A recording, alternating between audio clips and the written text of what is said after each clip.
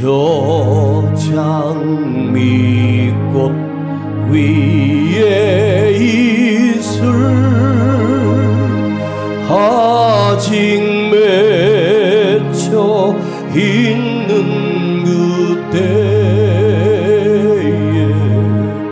귀에 흐느니 소리 들리니 춤성 분명하다.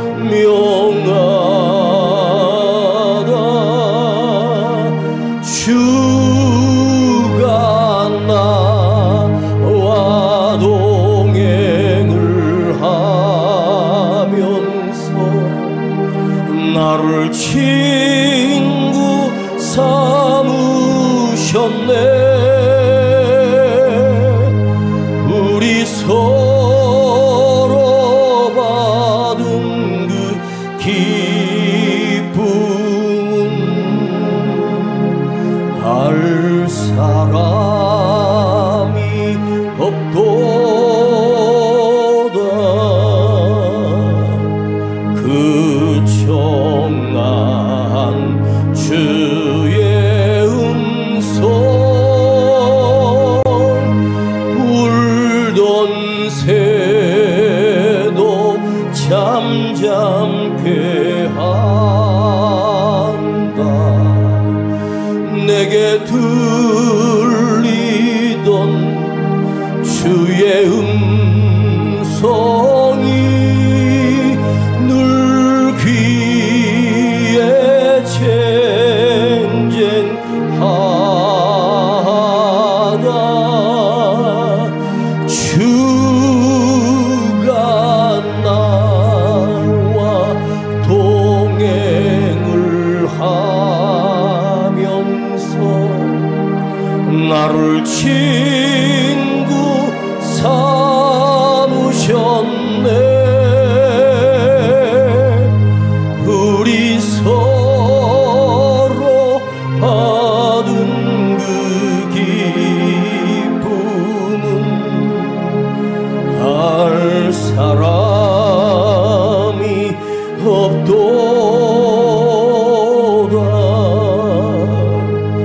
밤 깊도록 동산 안에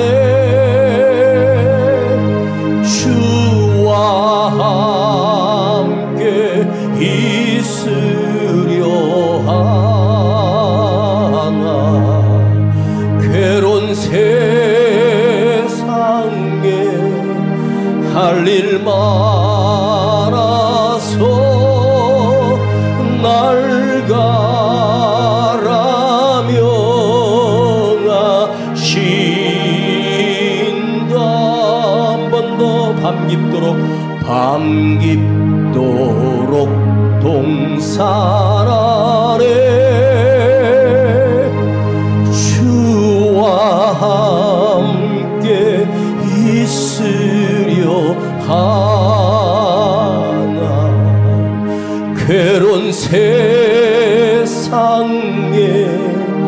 할 일 많아서 날 가라며 하신다. 주가 나와 동행을 하면서 나를 친구 삼으셨네. 우리 서로 받은 그 기쁨을 알 사람이 없도다.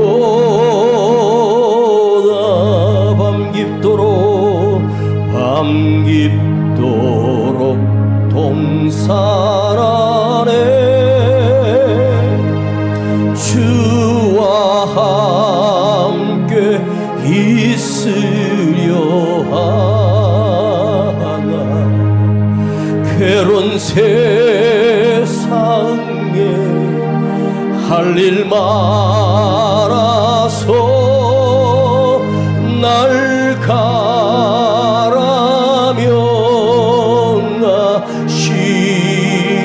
하신다. 주가 나와 동행을 하면서 나를 친구 삼으셨네. 우리 서로 받은 그 기쁨을 알 사람이 없도다.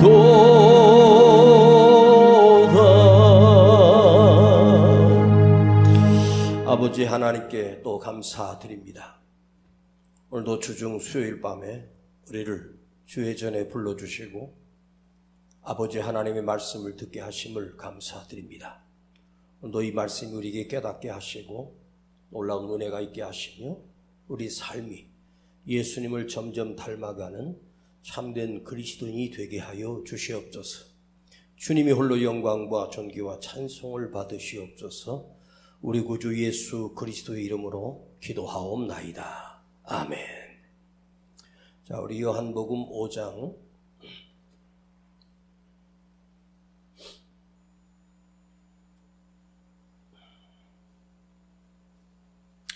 요한복음 5장 33절로 37절까지입니다. 요한복음 5장 33절부터 37절까지 읽겠습니다. 시작. 너희가 요한에게 사람을 보내매 요한이 진리에 대하여 증거하였느니라. 그러나 나는 사람에게서 증거를 취하지 아니하노라.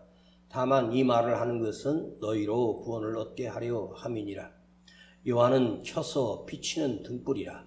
너희가 일시에 그 빛에 즐거이 있기를 원하였거니와 내게는 요한의 증거보다 더 큰 증거가 있으니 아버지께서 내게 주사 이르게 하시는 역사 곧 나의 하는 그 역사가 아버지께서 나를 보내신 것을 나를 위하여 증거하는 것이요 또한 나를 보내신 아버지께서 친히 나를 위하여 증거하셨느니라. 너희는 아무 때도 그 음성을 듣지 못하였고 그 형용을 보지 못하였으며. 여기까지 읽겠습니다.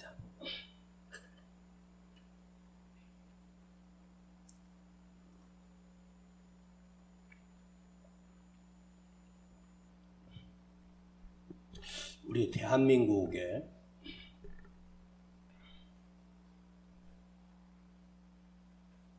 외톨이, 방 안에 갇혀서 밖으로 나오지 않는 젊은 청년들,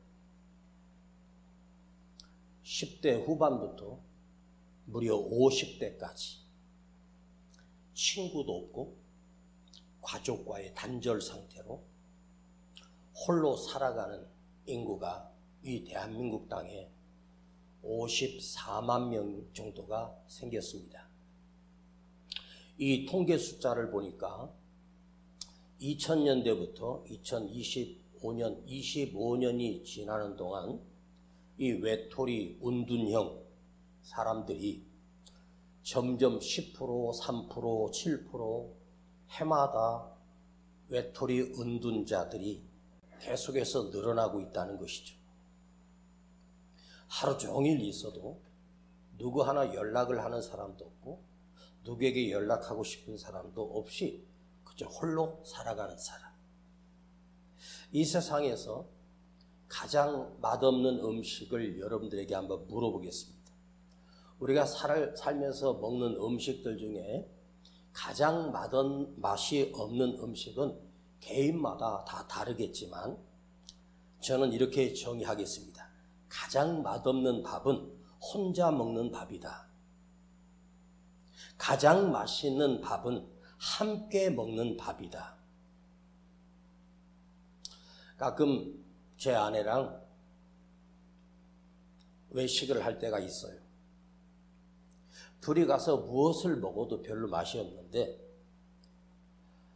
우리 막내 요한이가 자기가 일 마치고 와서 우연히 와서 셋이 가서 먹으면 3배로 맛있기 시작하고, 며느리가 와서 먹으면 5배로 맛있고, 큰아들 종찬이랑 큰 며느리랑 또 우리 손자들이랑 같이 먹으면 100배는 더 맛있어집니다. 신기하죠?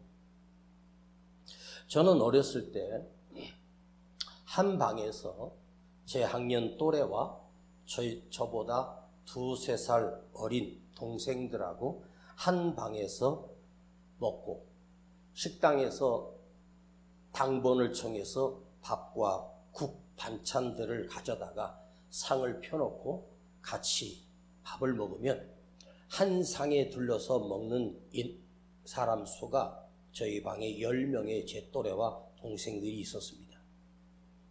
10명이서 먹을 때 제 기억으로는 단 한 번도 밥 한 토를 남겨본 적이 없고 반찬이 남은 적이 없이 그걸 깨끗하게 다 비웠습니다.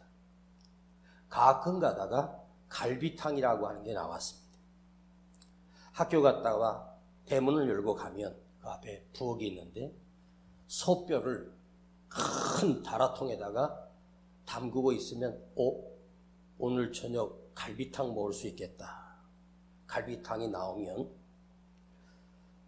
그 갈비탕 속에 있는 한 그릇의 국물과 그 한 뼈와 거기에 붙어있는 고기 딱 하나씩 배급이 됩니다. 그러면 저는 그것을 먹을 때 그 뼈에 붙어있는 살 말고 그 물렁물렁한 살이 있거든요. 그것까지 다 뜯어가지고 그걸 갖다가 조각을 냅니다. 밥을 다 말아서 먹고, 그리고 고기 덩어리는 안 먹습니다. 국물을 다 먹고 밥까지 다 먹은 다음에 마지막으로 몇 점의 그 고기들을 삼키고 씹으면서 학교 갈 때까지, 학교 입 문 앞까지 가는 동안 걸어서 한 15분, 20분 되는 거리인데 그것을 안 삼키고 씹어요. 왜냐하면 이걸 삼켜버리고 나면 고기 맛을 못 느끼거든요. 그걸 아껴서 먹었던 기억. 그때 그 갈비탕이 지금보다 더 맛있었던 것은 아니고, 지금 갈비탕이 훨씬 더 요리가 발전됐지만 혼자 그 갈비탕을 먹으라고 하면 그저 국물 몇 수저 먹고 고기는 거의 뜯어먹지 않을 것입니다. 함께 먹는 밥처럼 맛있는 게 없습니다. 우리 강대상 뒤에 십자가가 걸려 있는데 우리 교단은 십자가를 원래 달지 말라라고 하는 그런 원칙이 하나 있어요. 왜냐하면 여기 걸려 있는 이 십자가는 예쁘고 아름답게 만들었지만 진짜 주님이 매달리신 십자가는 이런 아름다운 십자가가 아닙니다. 무시무시한 통나무로 만든 사람을 매달 수 있는 십자가입니다. 근데 십자가의 모형을 보면 세로로 뻗은 긴 선과 가로로 뻗은 양손을 딱 몫에 박을 수 있는 그 짧은 거리 정도, 그것이 십자가입니다. 주님이 십자가에 달려 죽으셨던 그 모형을 한번 생각해 보면 우리에게 주는 놀라운 메시지가 하나 있어요. 세로로 그었을 때 위에서 아래로 내려오는 골고다라고 하는, 콜카타라고 하는 언덕 위에, 골고다는 바로 해골이 묻혀있는 곳입니다. 해골이 묻혀있는 그곳에 땅을 파서 십자가를 세웁니다. 해골이 뭐예요? 인간의 죽음의 형상이거든요. 우리도 죽으면 해골만 남을 것입니다. 거기 그 해골의 정수리에 십자가를 세웠습니다. 원래는 예전에 로마에서 사형을 시키는 범죄자들을 장대에 높이 달 때는 그야말로 가로라고 하는 것은 없었어요. 통나무 크게 하나 세워놓고 사람을 그 위에다가 묶어버립니다. 밧줄로 묶어버리고, 그리고 그 뜨거운 햇빛을 다 받게 합니다. 죽이지 않습니다. 살아있는 상태로 까마귀들이, 독수리들이 날라와 내 눈알을 빼먹고 내 살을 쪼아먹기 시작합니다. 보통 일주일에서 열흘 동안 숨을 거두지 않는 그 형틀이 바로 나무에 달리는 것이었습니다. 그런데 예수님은 거기에 가로를 하나 그어서 양손에 못을 박기 위하여 새로운 십자가가 생겼습니다. 이것은 위에 계신 하나님과 땅의 해골인 우리 인생에게 하나님의 은혜와 사랑이 힘입어 죽은 해골로 끝날 우리를 구원하시는 하나님의 약속이 있고, 양손을 뻗는 것은 주님이 손에 못 박혀 죽으셨지만 이것은 인생을 살아가는 내 이웃과 관계 속에서 하나님과 나와의 관계와 이웃과의 관계를 이것이 균형을 맞추는 것을 의미하지 않겠습니까? 주님이 나와 함께 하시는, 위에 계신 주님이 나와 함께 하신 나와의 관계가 영적으로 내 안에 정립이 되어 있고, 그러나 더 중요한 것은 이웃과의 관계가 단절되지 않는, 하나님께서 내게 주신 은혜를 내 손을 벌려 이웃과 함께 나누고 그들을 섬기라고 하는 진정한 십자가의 원리 아니겠습니까? 주님께서 이 땅에 오셔서 주님이 주신 새로운 언약이, 새로운 계명이 하나 있는데, 제가 여러분에게 성경을 찾지 않고 읽어드리겠습니다. 우리 주님이 이렇게 말씀하셨다. 첫 계명은 내 뜻을 다하고 내 목숨을 다하고 내 마음을 다하여 내 주 하나님을 사랑하라. 생명을 다하고 마음을 다하고 뜻을 다하여 너의 하나님을 사랑하라. 두 번째 주신 계명은 내 이웃을 내 몸과 같이 사랑하라입니다. 내 이웃을 내 몸과 같이 사랑하라라고 하는 말씀이 먼저 있는 것이 아니라 하나님을 목숨을 걸고 생명을 걸어서 사랑하라. 그런 자는 반드시 내 이웃을 사랑하게 된다는 것입니다.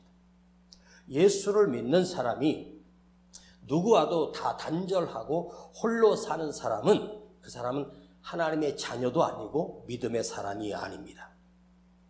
오늘 본문에 있는 내용을 풀어보려고 합니다. 자, 33절과 34절을 먼저 읽겠습니다. 너희가 요한에게 사람을 보내매 요한이 진리에 대하여 증거하였느니라. 그러나 나는 사람에게서 증거를 취하지 아니하노라. 다만 이 말을 하는 것은 너희로 구원을 얻게 하려 함이니라. 좀 어려운 말이죠? 자, 세례 요한이 예수님보다 6개월 먼저 와서 메시아가 오도록 길을 만든 사람, 이렇게 생각하잖아요. 그런데 세례 요한이 먼저 와서 그리스도인 나를 증거했다. 그러나 세례 요한이 진리의 주님이 오신다는 것을 증거하고 증명하고 선포했지만, 나는 세례 요한이 전했던 그 증거를 나는 취하지 않는다. 그의 말로 인해서 내가 증명되는 것이 아니야. 세례 요한의 증거로 증명하는 것이 아니라 나는 나 스스로 증거한다. 나를 증거할 수 있는 분은 오직 나를 보내신 하나님밖에 없다. 나 자신은 사람을 통해서 증명되는 자가 아니야. 진리의 하나님이신 주님이 오셨습니다. 요한의 증거로 너희가 나를 믿고 나를 아는 것이 아니야. 더 큰 증거가 있어. 아버지 하나님께서 나를 통하여 역사하시는 그 일, 생명을 구원하시는 구원의 역사를 통해서 나는 스스로 나를 증거하는 거야. 예수님이 오셔서 첫 번째 이적이 가나안 혼인잔치에 포도주가 떨어졌을 때 그 어머니 마리아가 예수님께 가서 이렇게 말씀드립니다. 주여, 포도주가 떨어졌나이다. 여자여, 나와 무슨 상관이 있나이까? 그때 마리아가 부엌에 가서 같이 일하는 그 종들에게 이렇게 명령합니다. 저분은 그리스도시야, 하나님이시야, 메시아야.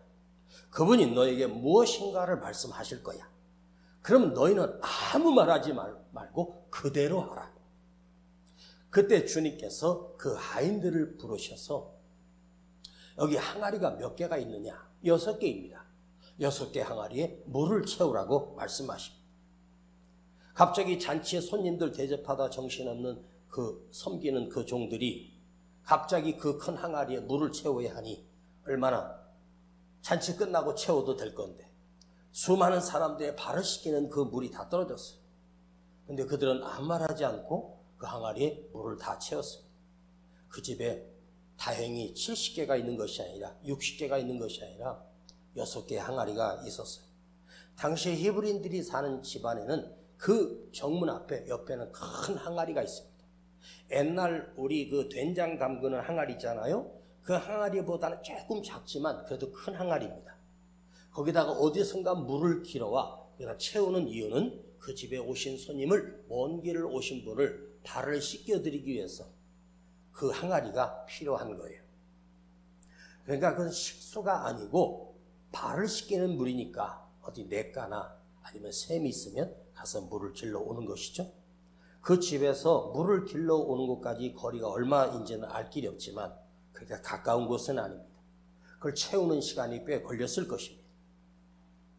그때 주님께서 떠다 주어라. 그 순간 그 물이 이 세상에 맛볼 수 없는 가장 맛있는 포도주로 바뀝니다. 베데스다 연못에 찾아가신 주님은 수많은 병들자 중에 38년 동안 누워있는 그 사람에게 가서 내 자리를 들고 걸어가라. 그 한마디에 그런 38년 동안 누워있는 죽은 자임에도 불구하고 그 자리에서 벌떡 일어나 자기 자리를 들고 갑니다. 이것은 마술이 아니고 속임수가 아니고 하나님의 능력이 아니면 불가능한 일입니다. 주님이 성경에만 기록한 기적만 해도 수십 개가 넘는데 기록하지 않은 기적까지 합치면 훨씬 더 많은 기적을 행하셨습니다. 문둥병자를 어루만지며 내가 원하는 이 깨끗함을 받으라 할 때 그는 그 순간에 그 문둥병이 깨끗하게 휘어지고 깨끗하게 치료가 됩니다. 소경도 주님을 만나면 눈을 떴습니다. 이런 주님께서 행하신 일은 하나님의 역사하심이 아니고는 불가능한 일입니다. 주님은 자기가 메시아라, 그리스도라, 내가 하나님의 아들 예수라고 자기 자신을 자기 말로 증거한 것이 아니라 그의 삶으로 그의 역사하시는 능력으로 당신이 곧 하나님이심을 증거하셨어요. 그러니까 나를 보내신 하나님, 나를 보내신 아버지께서 친히 나를 위하여 증거하셨다. 여러분, 2000년 전에 주님께서 이 땅에 오셨습니다. 그가 우리를 구원하시기 위하여 오셨습니다. 그는 하나님의 아들 메시아요 그리스도입니다. 그러면 우리가 2000년 전에 오셨던 그 예수님을 어떻게 알고 어떻게 믿게 되었습니까? 여러분, 2000년 전입니다. 200년 전도 아니고 2000년 전, 대한민국 조선 땅도 아니고 고구려 때도 아니고 지구 반대편에 있는 그 작은 나라 이스라엘 땅 중에 그 마구간에 태어난 예수님이 나를 구원하셨고 그 십자가에 매달려 죽으신 사건이 나를 구원하는 사건이 되었다? 누구에게 여러분 이 얘기를 하면 믿지 않는 자들은 무슨 황당한 소리야. 너 미쳤냐? 너 정신 나갔네? 이렇게 말할 거예요. 이게 어떻게 믿어집니까? 그런데 이것을 우리가 믿어지게 되는 것. 내가 예수님이 나를 위하여 십자가에 죽으시고 나를 구원하셨다는 사실이 내 안에서 이 믿어지는 역사, 이 믿어지는 이 능력, 이보다 더 큰 능력이 어디 있겠습니까? 우리는 의심도 없이 믿어지게 되는 역사가 내 안에서 일어난 거예요. 이걸 누가 하셨습니까? 하나님께서, 아버지 하나님께서 나를 택하여 주셨고 나를 불러주셨기 때문에 가능한 사건이 되었습니다.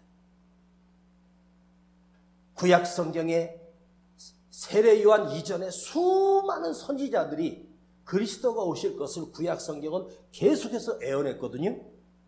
그런데 그 선지자들이 증거했다고 내가 예수다, 내가 그리스도다, 메시아다라고 하는 게 아닙니다.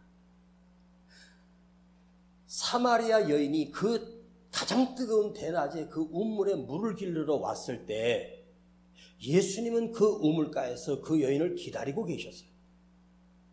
그리고 그 여인과 대화를 하면서 이 여자가 아니 히브리 청년이 히브리 사람이 왜 나 같은 개 같은 인간에게 말을 것입니까? 나한테 어떻게 물을 달라고 하실 수 있습니까? 그러다가 이 여자가 갑자기 그럼 혹시 우리는 예루살렘 성전에 가서 예배를 못 드립니다. 우리가 어디 한 군데 만들어가지고 예배를 드리는데 어느 곳에서 예배 드려야 참된 예배입니까? 주님이 거기도 아니고 여기도 아니야. 예루살렘도 아니고 그 산도 아니야. 내 아버지 하나님을 신령과 진정으로 예배하는 곳에 하나님이 계신다고 말씀하셨습니다. 이 여자가 눈이 동그라지면서 내가 그분을 만나고 싶어요. 그리스도가 오셨다는데 메시아가 오셨다는 소문을 내가 들었는데 내가 그 예수님 좀 만나고 싶어요. 이렇게 말하니까 예수님이 그 여인에게 이렇게 말씀하십니다. 여인아, 그가 나니라. 그가 내니라. 여러분, 이게 이 여자에게는 이게 진짜 믿어지는 사건이겠습니까? 그토록 기다리던 그리스도, 그렇게 기다리던 메시아가 자기 앞에 오셨어요. 자기를 기다려 주셨고 자기를 만나 주셨습니다. 내가 크니라. 이 여자는 그 예수님에게 그러면 당신이 하나님의 아들이심을, 당신이 예수님임을 한번 나에게 증표를 보여주세요, 표적을 보여주세요 하지 않았어요. 내가 그니라 하는 그 순간 주님이 그 여인 안에 쑥 들어가셨습니다. 따질 것도 없고 그냥 믿어지는 역사가 있었습니다. 이 여자는 동네 가서 와보라, 내가 주님을 만났다, 내가 그리스도를 만났다. 이 여자가 그 사람들 꼴 보기 싫어서 혼자 사는 여자인데 온 동네 사람들에게 예수님을 전하기 시작합니다. 여러분, 무슨 기적을 보고 표적을 보고 믿어요? 누가 한때 그랬습니다. 체험이 없는 신앙은 가짜다. 그게 진짜 가짜입니다. 여러분, 체험을 1000번, 10,000번 해서 예수를 믿는 게 아니에요. 체험으로는요, 기껏 가야 한 달도 못 갑니다. 성남에 여자 시장이 한 분 계셨습니다. 그 시장이니까 공적으로 그분의 이름을 여러분들에게 말씀드리겠습니다. 은수미라고 하는 여자가 성남시장에 당선됐습니다. 은수미 씨가 성남시장 선거에 후보로 나올 때 그 현수막에 써진 글귀가 저는 지금도 기억합니다. 이렇게 현수막이 써 있었습니다. 진짜가 나타났다. 옆에 은수미. 내가 그것을 보고 너무 어이가 없었습니다. 진짜가 나타났다. 뭘 진짜가 나타났다야. 인간이 자기 자신을 진짜가 나타났다라고 말하면 그 사람 100% 가짜입니다. 이 세상 사람은 진짜가 없습니다. 모두가 다 가짜이며 모두가 다 허망하게 죽을 인생입니다. 그러나 진짜는 예수님밖에 없습니다. 세례 요한이 증거해서 너희들이 믿는 것이 아니야. 그 제자들에게 그가 내니라. 내가 그이다. 여러분, 세례 요한이 예수님을 그렇게 증거했어도 예수님이 그 요단강변에 친히 나타나셨을 때 세례 요한이 자기 사촌 동생인 예수가 자기에게 가까이 오는 거예요. 명절에는 한두 번 봤던 사촌 동생인데 그 예수가 자기를 향해 요단강에서 많은 사람들에게 세례를 주고 있는데 세례 요한에게 예수님이 오시는 거예요. 처음에는 내 사촌 동생 예수가 저기 오네? 그랬겠죠? 그런데 갑자기 세례 요한 눈에 그 머리 위에 비둘기같이 임하는 성령을 보았습니다. 하나님께서 세례 요한에게 너의 눈에 그 머리 위에 비둘기 같은 성령이 임하는 것을 볼 때에 그가 그리스도니라. 이거 하나만 알고 있었어요. 그런데 가장 가까운 곳에 내 사촌 동생인 예수가 그리스도인 줄을 몰랐다가 그 요단 강변에서 그를 보고 세례 요한이 그 백성들에게 선포합니다. 세상 죄를 지고 가는 어린 양이로다. 너희의 구원자가 오셨다. 그때 하늘에서 소리가 났습니다. 이는 내 사랑하는 아들이요 내 기뻐하는 자니라. 하나님께서 세례 요한에게 분명하게 말씀하셨습니다. 자, 예수님이 변화산에 올라가셔서 모세, 그 다음에 엘리야, 이 두 사람이 그 변화산에서 예수님과 함께 대화를 나누고 있는 것을 베드로가 자기 눈으로 보았습니다. 여러분, 모세가 몇 년도 사람입니까? 엘리야가 언제적 사람입니까? 예수님 오시기 전에 3,500년 전의 사람이 바로 모세 아닙니까? 2,000년 전이 엘리야 아닙니까? 그분들하고 예수님하고 말씀을 나누는 것을 보고 베드로가 너무너무 좋아서 주님, 여기다가 집을 세 채를 지어서요 함께 살았으면 좋겠습니다라고 간청합니다. 그때 주님은 아무런 대답도 아니고 내려가자.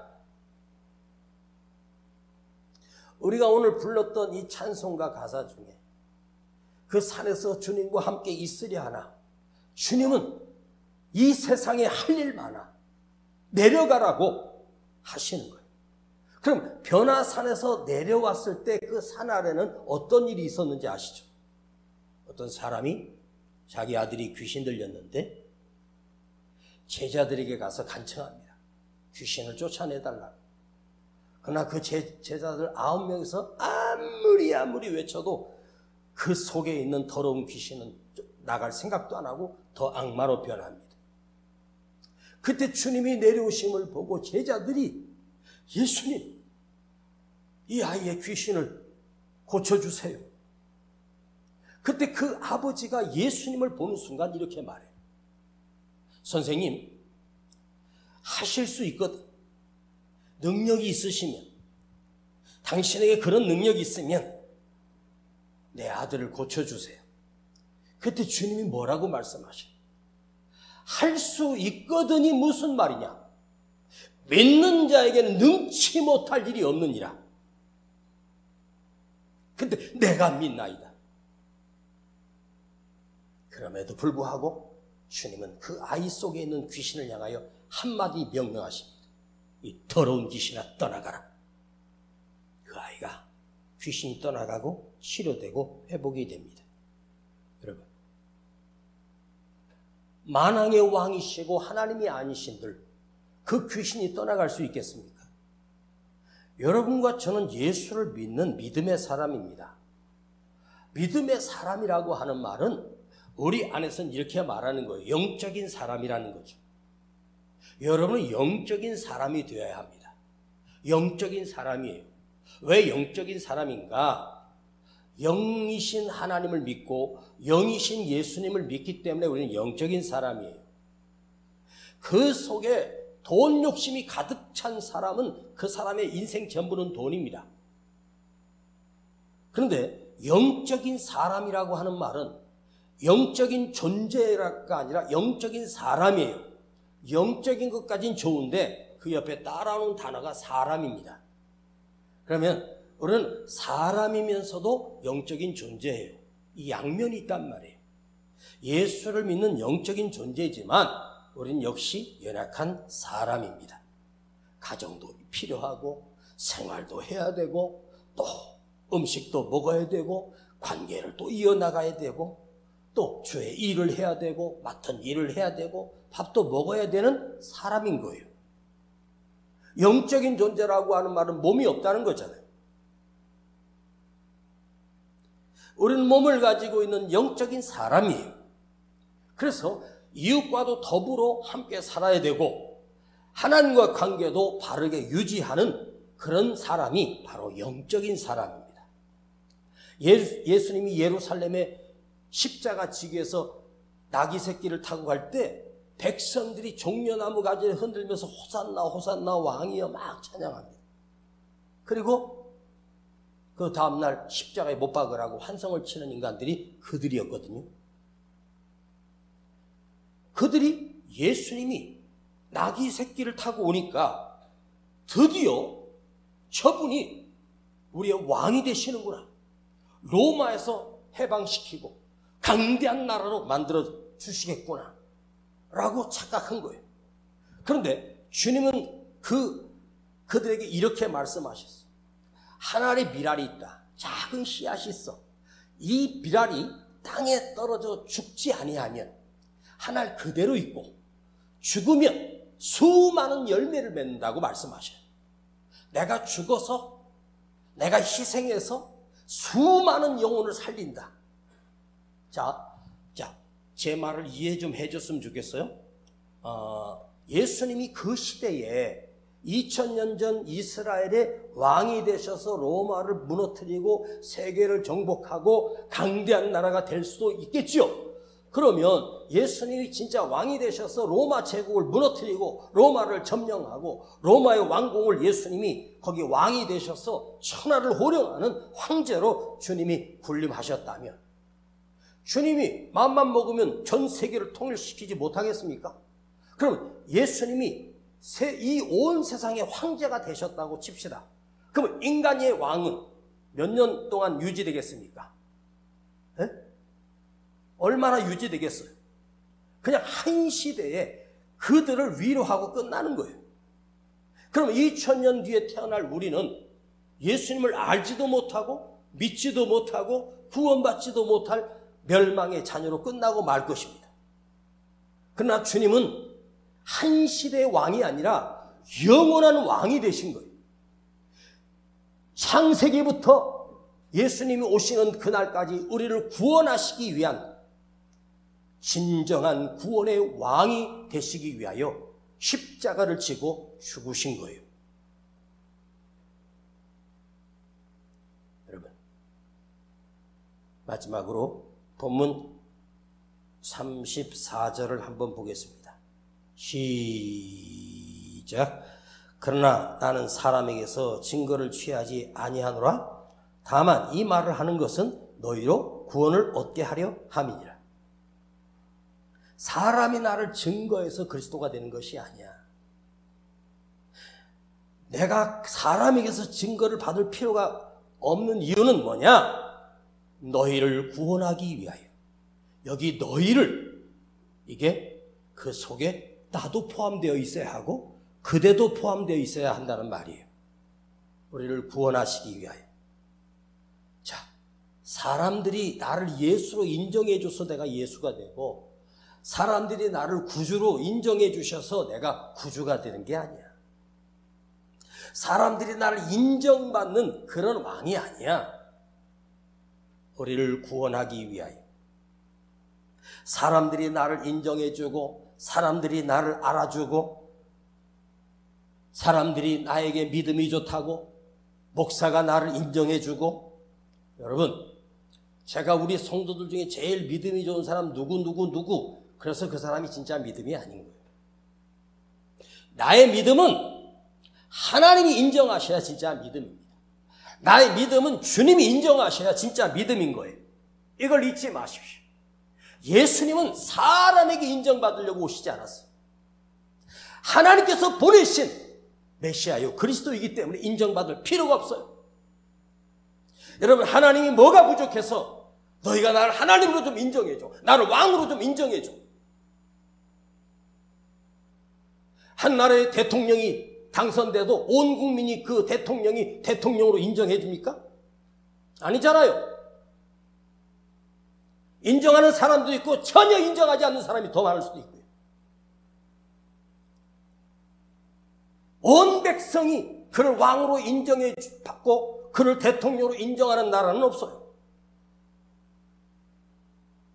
진짜 왕이 아니잖아요. 예수님은 사람의 투표를 거쳐서 구주가 되고 메시아가 되는 분이 아니에요. 그분이 우리를 만드시고 이 세상을 창조하신 분이에요. 그래서 인정받을 필요가 없어요. 여러분, 하나님께서 언제 이스라엘 백성들에게 날 인정해달라고 말씀하십니까? 아닙니다. 나 만군의 여호와가 너에게 말하노니, 나 만군의 여호와가, 여호와 전능자 창조자 너희를 만든 자.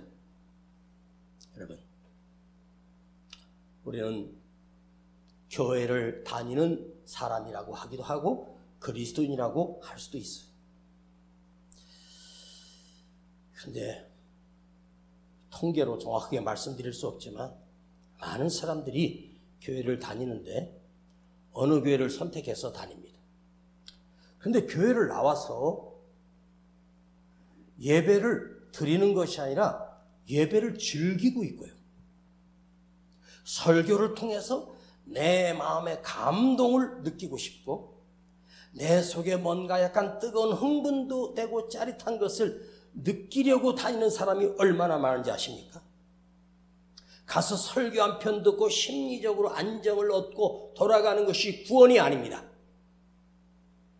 무슨 찬양의 감동을 받았다고 해서 당신이 구원받은 자가 아닙니다. 우리는 감동받으러 뭔가 짜릿한 것을 느끼려고 교회를 다니는 것이 아니고 심리적 안정을 얻기 위해서 교회를 다니는 것이 아니라 예수를 믿기 위하여 이곳에 온 거예요. 믿어서 구원받기 위해서. 오직 하나님을 경배하는 거예요. 엎드려 경배하는 거예요. 내 삶을 드리고 내 생명을 드리고 내 모든 것을 주님 앞에 헌신하기 위하여 남은 인생을 쓰임받기 위하여 우리는 이곳에 앉아 있습니다. 처음 주님이 세례 요한에게 세례를 베풀어 달라고 했을 때 세례 요한이 얼마나 놀랍겠습니까? 하나님을, 메시아를 내가 세례를 준다고? 그런데 주님은 기꺼이 세례 요한에게 나는 너에게 세례를 받을 거예요. 여러분, 세례의 주인이 누구입니까? 그 주님이 아닙니까? 제가 세례를 베풀 때 성부, 성자, 성령의 이름으로 아무개에게 세례를 주노라는 거예요. 목사의 이름으로 세례를 주는 게 아니에요. 세례를 주는 분은 하나님만이 줄 수 있어요. 그런데 하나님을 세례 요한이 세례를 줄 수 있겠습니까? 그런데 왜 예수님은 세례 요한에게 세례를 받으셨습니까? 그 온 백성들이 보는 앞에서 우리와 함께 하시기 위하여 낮은 곳으로 내려오셔서 험한 골고다로 오르시고 왕궁에 태어나지도 않았습니다. 부잣집에 태어나지도 못했습니다. 짐승을 먹이는 마구간 그 구유에 주님이 태어나셨어요. 그것은 뭐죠? 우리와 함께 하시기 위하여. 영적으로 하나님과 나와의 관계지만 주님의 팔을 벌려 우리를 구원하시는 것은 그 누구도 품으실 수 있는 예수님. 사랑하는 여러분, 예수님을 믿는다고 하면 제대로 진짜로 믿고, 그리고 여러분이 성도와 나와 얽혀있는 모든 사람을 서로 사랑하는 그런 십자가가 완성되는 진정한 그리스도인이 되기를 간절히 바랍니다. 아버지 하나님, 부족하고 연약한 죄들을 불러서 또 깨닫게 하시고 주님이 왜 오셨는지, 주님이 왜 나를 이렇게 사랑하셨는지를 깨닫게 해주심을 참으로 감사드립니다. 우리가 이 예배를 통해서 기도할 때에 내 안에 진정한 주님이 계시게 하시고 나와 관계된 모든 사람들을 용서하고 사랑하는 십자가에 달리신 주님의 원하심을 내 삶으로도 이루는 거룩한 그리스도인이 되게 하여 주시옵소서. 우리 주 예수 그리스도의 이름으로 기도하옵나이다. 아멘.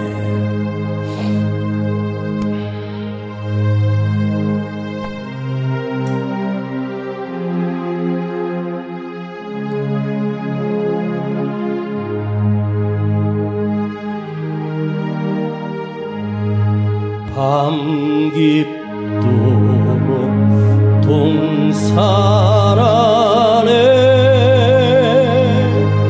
주와 함께 있으려 하나 괴로운 세상에 할 일 많아서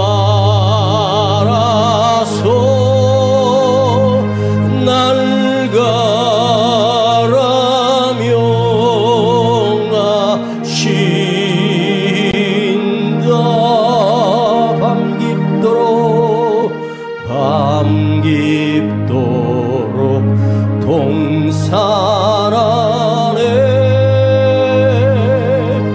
주와 함께 있으려 하나 괴로운 세상에 할 일 많아서